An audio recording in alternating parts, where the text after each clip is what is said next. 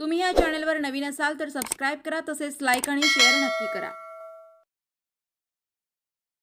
श्री छत्रपती साखर कारखाना निवडणुकीत इच्छुक उमेदवारांची धाकधूक।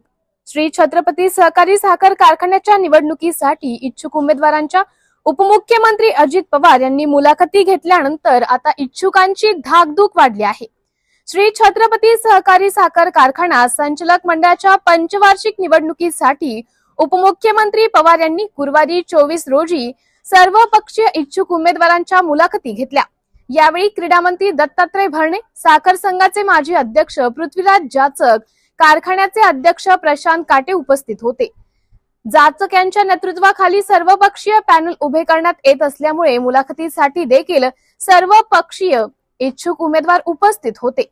सर्वपक्षीय पॅनल करून कारखान्याची निवडणूक बिनविरोध करण्यासाठी जाचक प्रयत्न करीत आहेत।